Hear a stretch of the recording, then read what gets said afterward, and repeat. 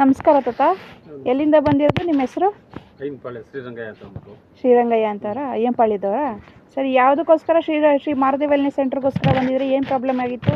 ಏನು ಪ್ರಾಬ್ಲಮ್ ಆಯಿತು ಅದಕ್ಕೆ ಮ್ಯಾಕಿಗೆ ಹೋಯ್ತು. ಹಾಂ.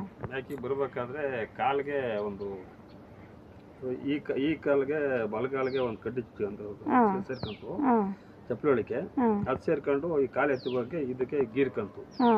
ಎಡಗಾಲ್ಗೆ ಸುಮ್ಮನೆ ಪರ್ಚ್ಕೊಂಡಂಗೆ ಒಂದು ಅದು ಚರ್ಮ ಕಿತ್ತಾಗಿದ್ದು ಒಂದು ಕಾಲು ಗಂಟೆಗೆ ರಕ್ತ ಬಂತು. ಆ ರಕ್ತಕ್ಕೆ ನಾನು ಏನು ಇಕ್ಲಿಲ್ಲ.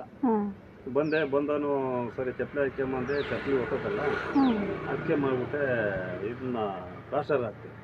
ಪ್ಲಾಸ್ಟರ್ ಆಗ್ಬಿಟ್ಟು ಅದು ಕೆಂಪಗಾಗ್ಬಿಟ್ಟು ಗಾಯ ಆಗ್ಬಿಟ್ಟು ಗಾಯ ಆದಾಗ ಇಲ್ಲಿ ನಮ್ಮ ಬಂಡಿ ಹೇಳಿ ರವೀಣ ಅಂತ ಅವ್ರೆ, ಅವರು ಹಾಸ್ಪಿಟ್ಲಿಗೆ ಬೇಡ ಇಲ್ಲಿಗೆ ಹೋಗು ಅಂತ ಅಂದರು.